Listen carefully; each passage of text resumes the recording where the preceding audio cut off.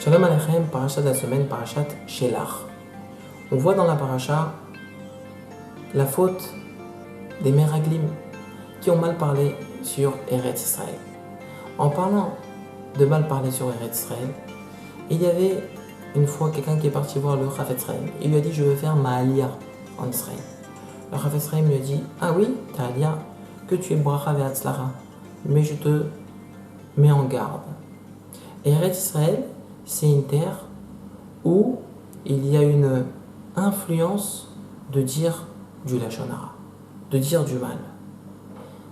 A priori, à cause de la faute des Meraglim, des explorateurs, qui ont incrusté la faute de lachon hara en cette terre.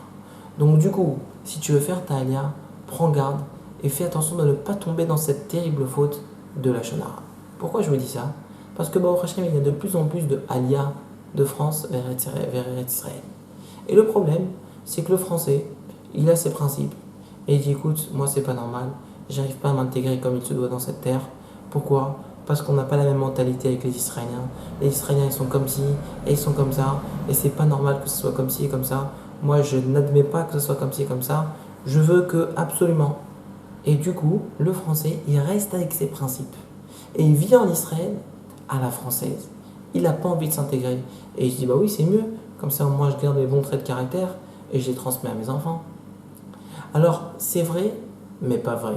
C'est vrai que ça vaut le coup de conserver ces bonnes midotes, faire attention à la politesse, au respect, au savoir-vivre.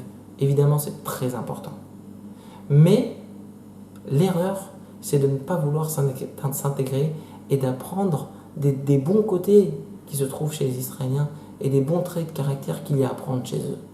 Exemple, un Israélien, il est franc, il te dira ce qu'il pense. Un Français, il vit plus dans l'hypocrisie.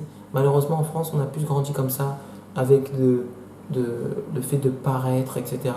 Alors que le type en face, il pense noir sur toi, et il paraît comme s'il était rose avec toi. Il y a beaucoup d'hypocrisie. Bien ça, c'est un point positif à prendre de chez eux. Vous comprenez? Et ça, c'est très important. Pourquoi c'est important? Parce que, premier point important dans tout cela, c'est que nos enfants, eux, ils vont grandir et ils vont devenir israéliens, que tu le veuilles ou non. À l'école, ils vont grandir à l'israélienne. Et ils vont grandir, ils vont fonder une famille, et les petits-enfants, ça va être des purs israéliens. Donc on va arriver à un moment où il y aura chez les enfants, ou peut-être chez les petits-enfants, il y aura des Israéliens. Alors quoi? Alors à ce moment-là, si toi tu t'entends pas avec les Israéliens, tu n'as pas envie de t'intégrer à eux, alors tu vas plus t'entendre avec tes enfants, tu vas plus t'entendre avec tes petits-enfants. Et donc à ce moment-là, il y aura une coupure, un manque de connexion, un manque de communication. Alors quoi? C'est ça que tu voulais garder? Alors mes chers amis, gardons nos valeurs, ça c'est sûr, mais apprenons à nous intégrer. Arrêtons d'être enfermés dans un cocon qui nous empêche finalement de grandir, d'apprendre des autres et de développer une communication. Face à Hachem, qu'on puisse grandir et comprendre ce message et comprendre qu'on a tout à gagner si on arrive à la fois à conserver nos valeurs et à la fois à s'intégrer et apprendre de tout un chacun. Shabbat shalom à tous.